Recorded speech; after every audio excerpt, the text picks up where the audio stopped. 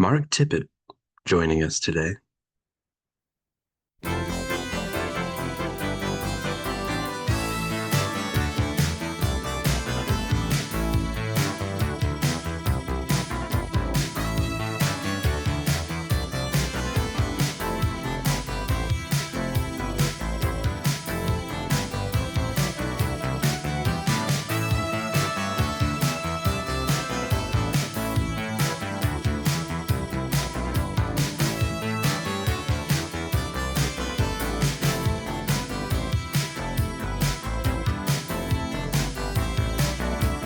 Hey, Mark, how are you? G'day. Just getting up on board, just there we go. Waiting for the video to start. How you going? There we go. I can see you, yeah. Happy days, yeah. It's always the way, isn't it? So whereabouts are you? So I'm out in Philadelphia in the US. Okay. A lot of stuff happening in the States today. We heard over here in Australia. I mean, the government shutdown. Yeah, I just heard about that. Yeah. What time? It's What time is it for you at the moment? uh it just turned 5 a.m. Oi. Okay. Early start for you, Alex. That's It pretty is, good, yeah. man. Yeah. Well done. Well done. So you have a lot of accolades and quite a history of making art and doing caricature. And I was Yes. wondering, just I guess for anyone who's viewing this who isn't familiar with your work, if you'd wouldn't mind giving us a rundown of some of the amazing things you've done over the course of your career.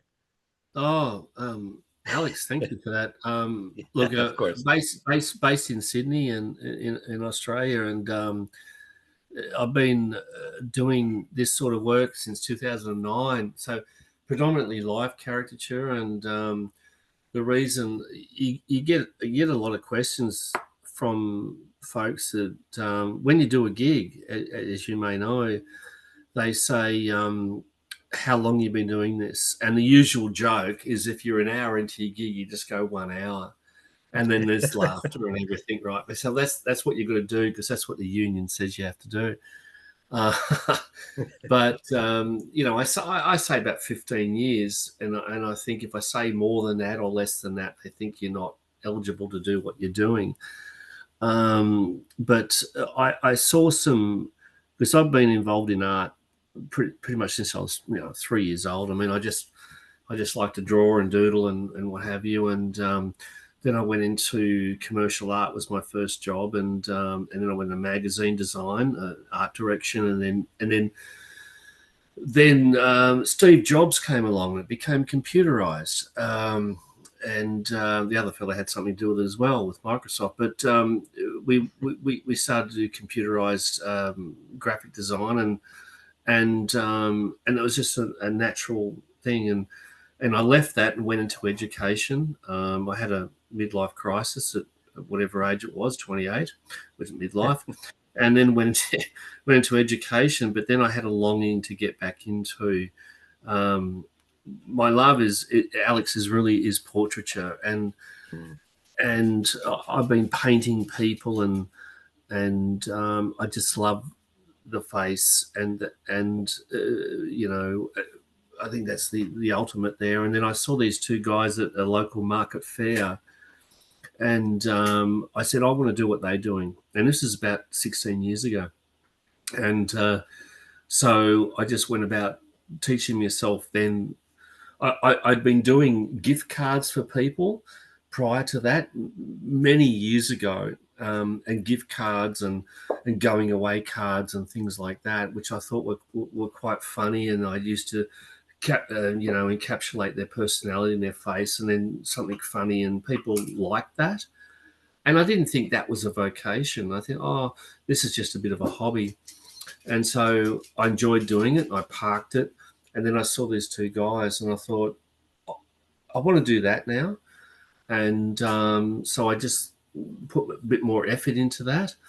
And ironically, 5 6 years later, I ended up working for one of those guys, with one of those guys, I should say. So I just put myself to it back in 2009, established my business, and I've been going since then. And weddings, you name it, it's the usual fare of weddings, parties, and bar mitzvahs, bat mitzvahs, and what have you. And the odd studio work as well.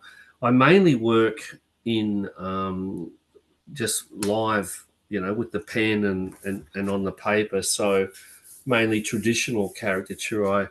I do have a Wacom tablet, and I do have a tablet, and I quite, I don't know, mediocre skilled in PowerPoint, and or not PowerPoint, but Photoshop and InDesign and what have you. So, but that to me, it's the smell of the pen, it's the feel of the paint and the pastels and what have you that makes me think this is a real piece of art. Yeah.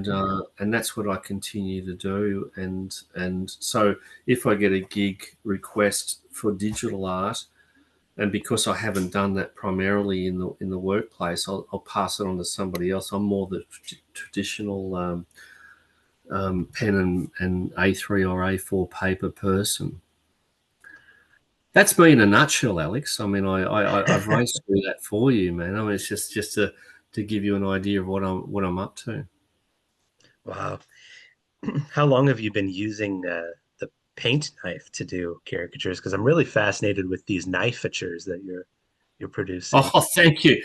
Oh, I, I should pay you a little a stipend for that. Thank you for that. Uh, thank you. I you feel something as an artist. You feel something and you just go with it, and you think if people pick it up, all well and good. But if it feeds my soul, that's what I want to do.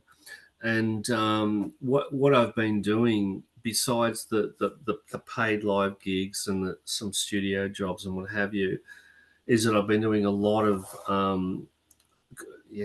actually a lot of work in just um, straight portraiture, but impasto. So to me, a face is a face, and if I do it in a classical sense, or if I do it in a caricature sense, to me, it's all about how I'm perceiving that person, and a caricature to me is quite fun because then you can distort.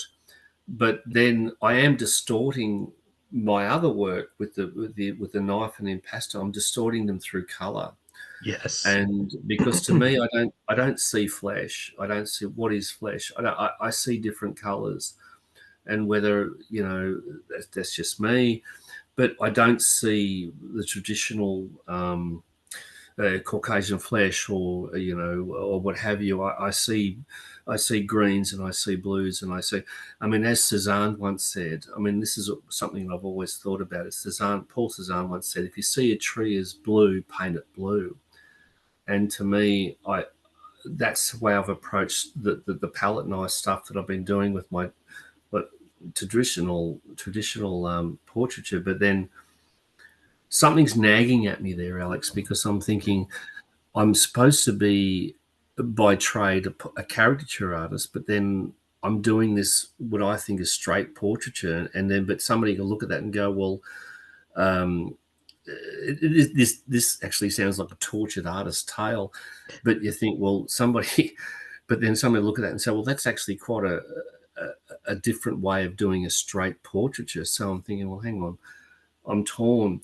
So what I'm trying to do now with the knifeature stuff, which I was quite clever, is to then utilize my passion for just applying paint, impasto, and low stroke volume on a canvas to capture somebody, but then putting that to um, exaggerating that. So I'm trying Hmm. to blend the two media, and a little trade secret, Alex. I actually put this through Chat GPT, and I thought, Chat, help me on this one.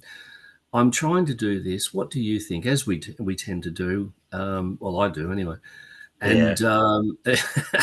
And Chat gave me We the all answer. do. Chat gave me the answer, and Chat said, "Look, you've actually got quite a unique thing there." And I thought, well, I'm going to work with this and just see where it goes. And for you to mention it now is giving me a lot of confidence, because I feel that it's something that I want to pursue. I like to pursue. I like doing the pen work, and just you've provided me with a photo, and I did a few examples. I can put it up on screen in a minute, but I like doing that because it's so. To me, it's an immediate art form, and this is a good point. If I can just go Yeah. sideways a bit, Yeah. everything I do is, I don't know whether I'm just a traditional Aussie male. Everything I do is quick, and Hmm. I think that when you are doing live caricature work, one of the first questions when you get hired for a gig is how quick can you do a portrait? And it's like this sausage factory sort of thing where you've got to give a response to say, 4 minutes. They're happy with that response, but you can't, if you want to engage with your client, and because that's what it's about. It's not just about doing a drawing, it's about engagement, making Yes. that Yeah. person feel good. And to me, that's the part I like about doing that, because I'm engaging with them, getting to know them. I did a gig for some elderly people a couple of weeks ago, and they've got life stories, and they just want someone to yak to talk to. And the drawing is secondary. The drawing is nothing. They just want to talk about it. So anyway, so my point is, the engagement factor, but then of course you've got to pump it out. And what this live stuff's taught me is to do things very quickly. So when I'm doing a knifature, like on a little 10 by 12 inch canvas, I mean, that's taking me 10 minutes. And Wow. it's an expression, it's an energy release. It's a fix for me as an artist, and that's equally important to how the viewer will look at that. I think that's very important to say. But doing the live caricature work, you do something in 5 or 6 minutes, you get that, and as an artist, you get that instant release. You hold the thing up, and you get that instant fix from Hmm. from the person who says, "Wow, that's awesome!" Instant gratification, instant validation of what you're doing. Then you pass the picture over, and but when I was doing the more traditional knife work, I don't use brushes. I mean, we have a famous artist here in Australia. We had a famous artist, Pro Hart, who who's one of the people I look up to, and how he applied his medium, he applied his paint. He once had a helicopter and he just dropped paint from balloons onto a canvas, and I just think that is so That's awesome, amazing. Yeah. and to me, it's about art. To me, is about the energy, and it's about the process, not just the result. The result, there it is, happy days, but it's about the process of how you did that. And but just to encapsulate this, the things that by doing the live work with the knifeatures, or my other more serious stuff on larger canvases, I just work very quickly, and it's an energy release, and I can't labor over something. When, of course, when I was younger, you'd labor over every little brush stroke and what have you, but now it's just bang. And to me, art is about imperfection, and so Yes. if you splash a bit of paint on something or you mess something up, that imperfection is part of that artwork, and that to me is is the journey of that piece. So I hope I've answered your question there. Absolutely. Yeah, that was a fantastic answer to that question.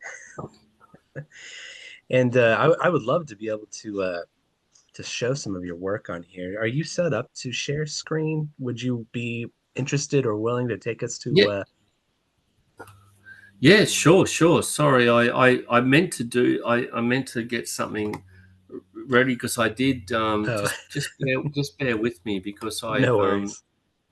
I had I've got so many things. I'm just about to break out a new computer, and I'm transferring files and all those Oh yeah. things that we do with ourselves, you know. So I love everything you were saying too about the speed and the immediacy of what you're doing. It's an energy release, and yes, I find that totally gels with me with my practice too. I found the same. I don't like to belabor any kind of work because I yes, find that most art that I've ever seen that I love for its flaws. Sometimes those yes, little things. yes. Yeah, Isn't it interesting? Because it is. you say that, and for its flaws, to me, if I go to a gallery and I look at a piece, I don't just stand there and look at it square on. I tend to bend down and to try and look, and I'm so inquisitive about the brush strokes, the angle of the strokes, and why did they do that? To me, any art is about what led up to that final piece, which is so interesting. I'm just sharing this. Can you see that? Have you got that? Yeah. Here we go. Okay, let's just jump into it. So if we Let's just do it. jump into straight, this is just, this is thanks for being so fun with this, man. I mean, I just bought I just did this yesterday, and to go back into the granular sort of thing. I mean, I was going to hook up my computer, I was going to do a live thing, and but to me, if we just break down the live caricature stuff now, is, you know, because we can go into the knifature stuff or the impasto stuff. To me, that's more about the color Mhm. and the apposition of color and my approach to that. Whereas with a live piece, it's how does one distort a face? Now you could interview like 10 or 15 or 20 caricature artists, and they'll all, some of them may give a different opinion or some may give a similar opinion. One of the things that's so often asked of me is, you're not going to make me really have a go have a go at me. I'm not one of those people that just really hones in on something and just produces a work that's just totally, in a sense, unrelatable. I try to make it relatable, but to me, a face, if we look at it like a bit of Play-Doh, or Play-Doh's, you know, it's a universal term, Play-Doh, and Yeah. then it's all about mass and volume. So I've taught some classes on this topic, and taught some classes on, you know, art, you know, composition, what have you, light and shade, and but then I've taught some classes on caricature, and it's about mass and volume. And so if we have, you know, your face here, and that's the face you've provided. So to me, if I squeeze that in the middle, you know, you could see, you'd understand by mass and volume that your face, your forehead would balloon out, and your cheek would, and your chin would balloon out because you've squeezed it in the middle. And so that's really the theory behind caricature for me, is about mass and volume. And then if then I looked at this and I thought, well, version A, I've you know, brought it out at the forehead, but then it's squeezed in the, so it's all the same volume, but we're just using it in different values. So to me, I brought it out in the forehead and then moved it down into the chin, whereas in B, I've done the opposite. I've squeezed it in the forehead and brought it out in the thing, and in the jaw. And but then in C, it's just a matter of what I've done there is just actually taken the top, taken the bottom, and just drawn it out like that. Yeah. And that to me is how I look at caricature. The first thing I do is to look at face shape, and because that's one of the common questions. It's interesting when you get someone in front of you. I'll just stop sharing that now. But it's interesting when you get someone in front of you, the first thing they say is, well, there's various things that they say, but one of the first things they say is, "What do you look for?" And I said, I look at face shape. But one of the compliments I get often is, "I've captured their eyes." Mm. And that to me, the eyes of the spirit, the eyes of the, that to me, if I get the eyes, I've got the person. But I do ultimately look at face shape. That's the frame. Um, some caricaturists will start with the eyes, the nose, and the mouth, and then do the frame last. I think it's a 50-50 split. But for me, I start with the frame and then build in the insides. So I look at the frame, I look at the hair, but to me, the result of that picture will depend upon if I can capture their eyes. And nose, inconsequential. It's just there on your face. It does a thing, but really, it's not the main function for me. And then it's interesting, Alex, how many people sit in front of you and they do not smile. And then I say, okay, smile.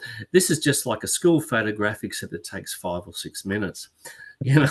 So then we get the smile. But to me, when I did this recent job for these elderly folk, I they were quite reluctant, and it's interesting. I think the younger you are, the more open you are to having a character drawn.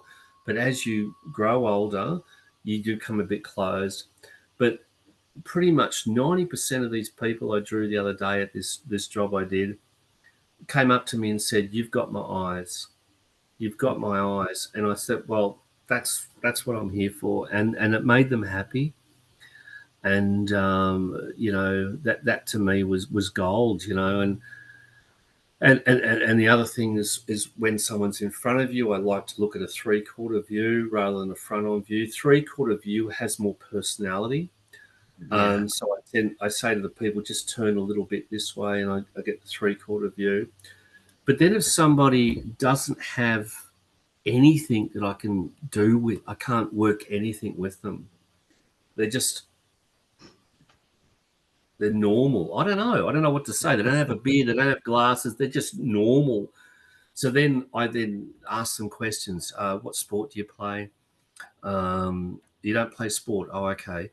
Where do you live? And I try to ask something because then I incorporate those as props.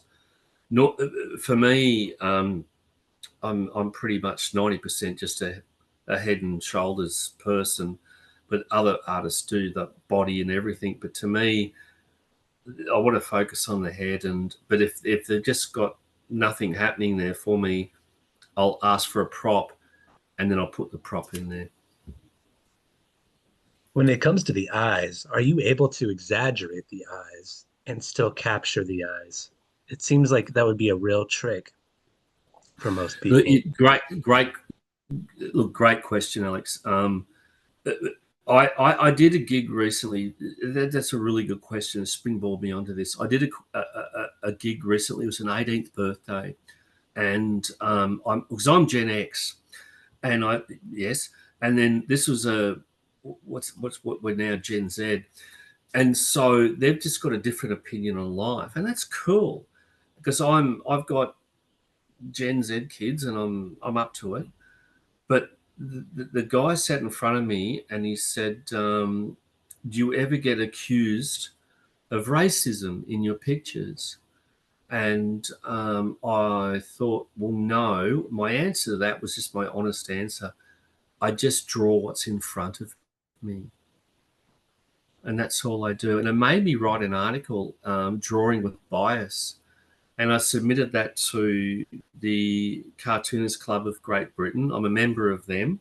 I submitted it to you guys, the Caricaturists Association, but the president there had already done a similar article, which was a hell of a lot better than mine.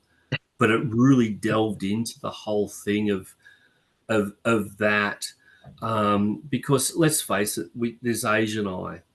There's different eye shapes, flows, what have you. There's a guy I work with. He tends to draw eyes similar across all of his work. And I said, but those guys are from Japan. They're from China. So it's just a matter of drawing those different eyes. To me, there are differences, and this all comes into the whole thing, Alex, of when you do color. I mean, and how we treat that. But I'm an innocent. I just look at it innocently. I just draw what's in front of me. I don't have any agenda. But I do know that when I'm drawing a female, I will draw the eye. I will draw the eye at an angle, and I'll draw the eye at an angle because that's a more feminine look. But when I'm drawing a man, there's just some things that you just can't. So to me, I know it's coming up on camera. I just said that quickly, but to me, to draw a female eye at an angle, and also to give that little bit of an Egyptian flick. That Egyptian flick is more feminine, whereas a man, here we are, and it's just straight on. But the female eye, I'll always draw at a bit of an angle, and to me, that if somebody's in front of you and they're not really obvious, yeah, they may be whatever. So I just ask a few questions and I'll draw at those angles, and it helps put the picture across.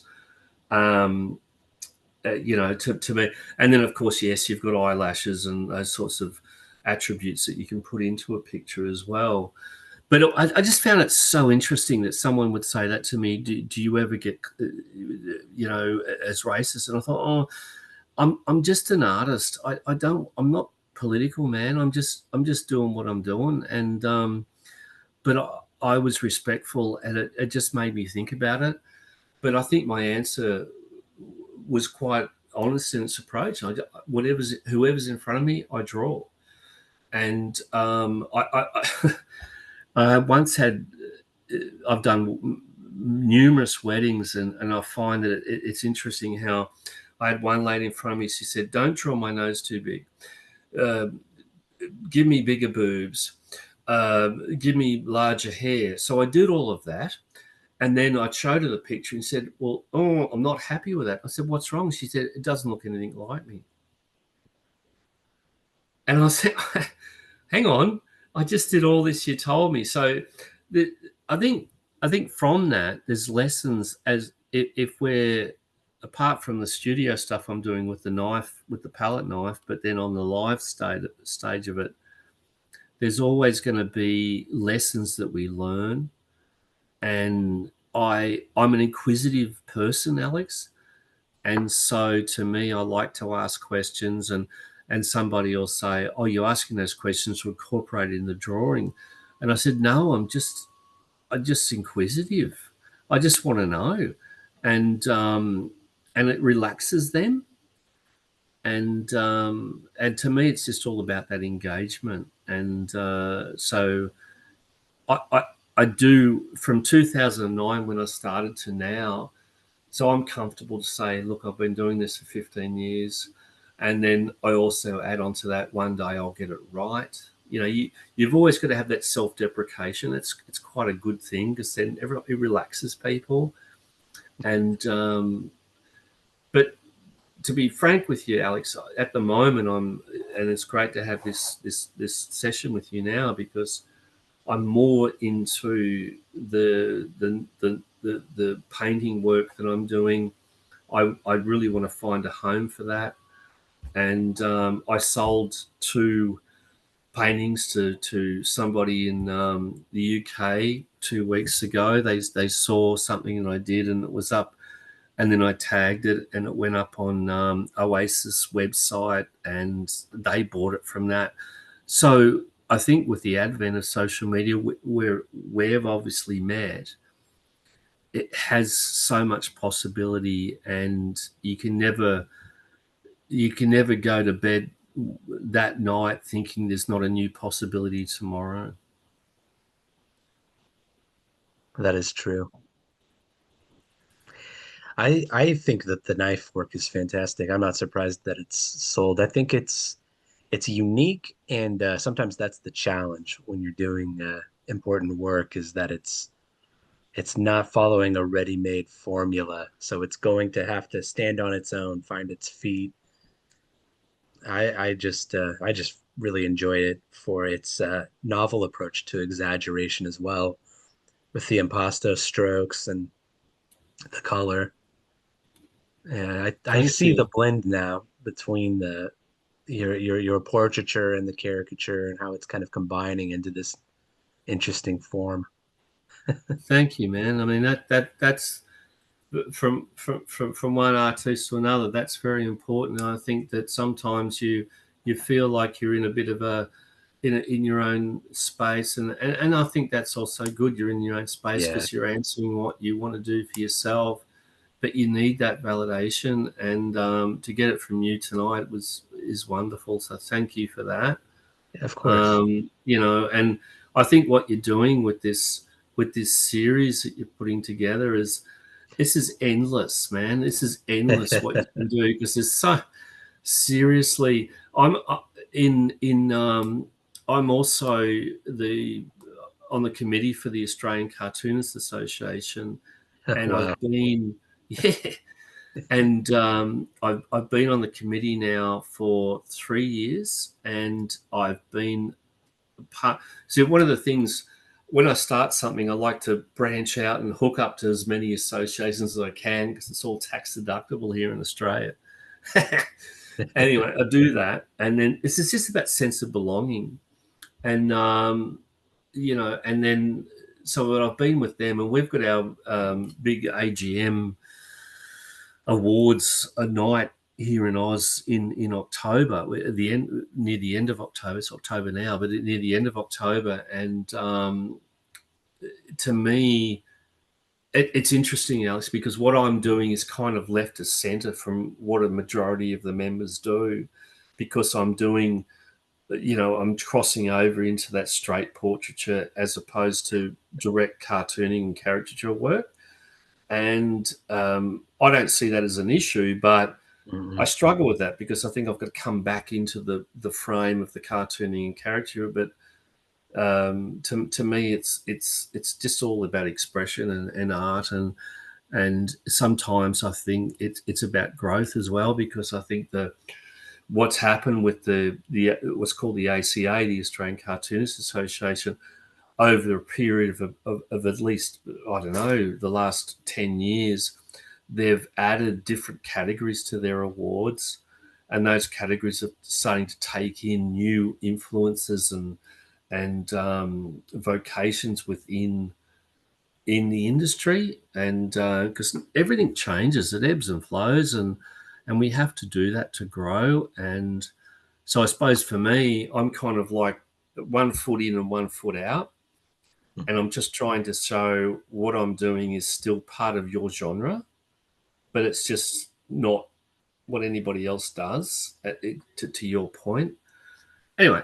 So that's where I'm at, and as I say, I just appreciate the chance to speak on your series, because there's so much to there's so many different ways of cutting an onion, and I you look at other forms of social media and what artists are doing and how they're doing it, and you go, oh my, I wish I thought of that.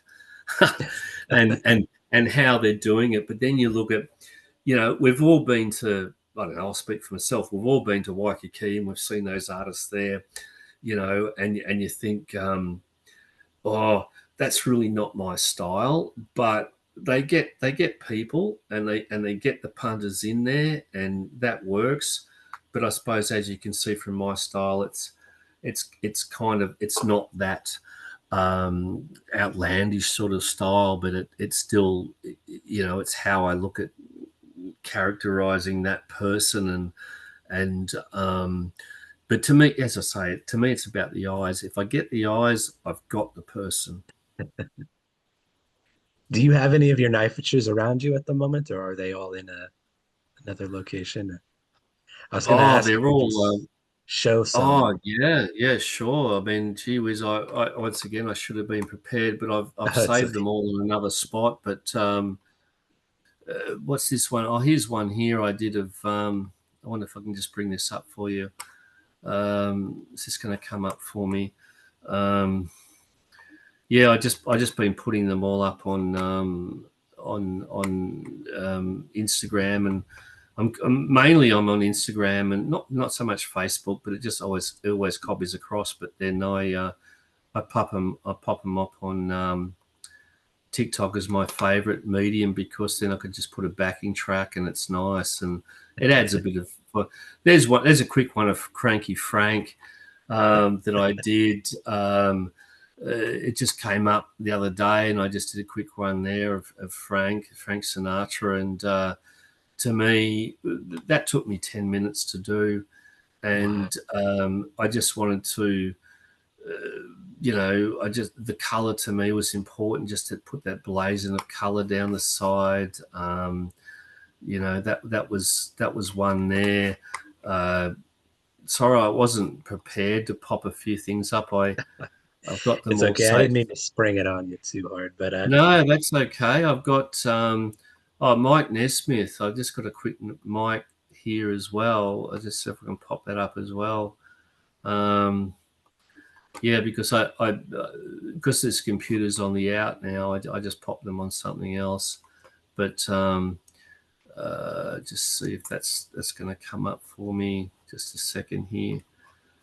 Yeah, look, it, it, it's a great journey to be on. This journey of just I like to just experiment, and as going back to my point about Australian artists pro hard, I like to think that we can do things that just aren't what I like to row my own boat, which is an expression. I don't know if that's a US expression, but to me, it means that you just like to do your own thing and experiment. And you know what? If someone picks up on it, well and good. But at least that you're doing what you think is the right thing at the time. There's a quick mic. That to me was just once again a 10-minute Mike Nesmith. He was my favorite monkey, and because I'm Gen X, that was my favorite monkey with that beanie that he used to have, and then of course he went to Rio. He went to Rio, and the funny thing about that story is that he went to Rio here, and with this song, and it was a great song. But we, of course, had our own Peter Allen, who at the same time had his Rio song. So everyone was getting so confused. But my allegiance will always be with Michael Nesmith and his mother, who invented liquid paper, which is a great story as well. did you ever see that movie Head? There's like the monkeys movie. Oh, look, I may have, but it's not coming. But I used to watch. Look, seriously, I used to watch their TV show. Oh yeah. On a Saturday morning here in Oz, and it was on blooming at 7:30 in the morning. But yeah, I was just besotted by the music and in their car, and that sort of stuff. So I did a quad tish of the monkeys, and the more serious work, and I had that was sold up on an auction site. So hopefully it went to a good home, because and I've done the Beatles as well. It's a question I suppose you could ask: what gives you that inspiration to do that person? To me, it's probably 5% personal reasons, but then 95% because it's their birthday, or the commemoration of their loss, or some other event. It just triggers me to do that.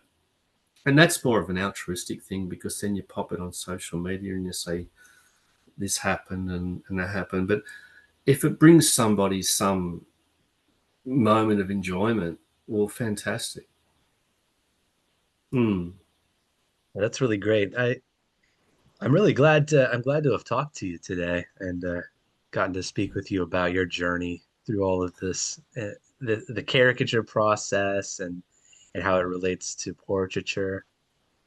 So thank you very much for being with me today. Thanks, Alex. I think that that comes probably. What's the time we got? What's the time over there for you? Oh, it's 5:42. Okay.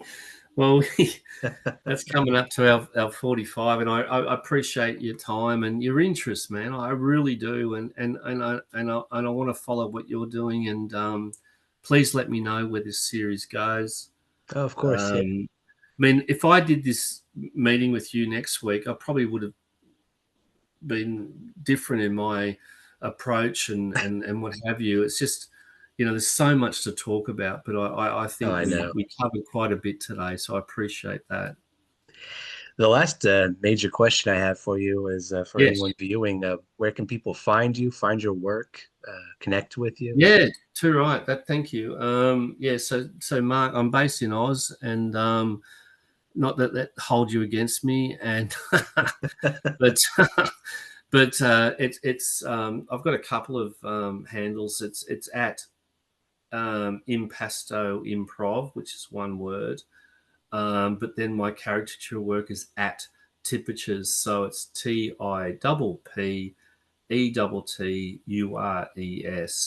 So it's just my surname, and it's a parody of caricatures. So at Tippettures is my handle for Instagram, and but the impasto improv, I'm on TikTok as well, and I just like that fusion of just laying down the song and then putting the thing, and it's just a cool thing to do. So Yeah, however long we can do that for, let's embrace it, man. It's exactly. fun. Yeah. So thanks, Alex, man. Thank you Yeah, very of course. much, Thank you, Mark. and so happy to be part of your this series and your process. Oh, thank you. I hope we can have you on again sometime. Thanks, mate. Cheers. All the Thank best. you. All the best from Oz. Cheerio. Bye. Have a good rest of your night. You too. Well, your morning. Cheerio.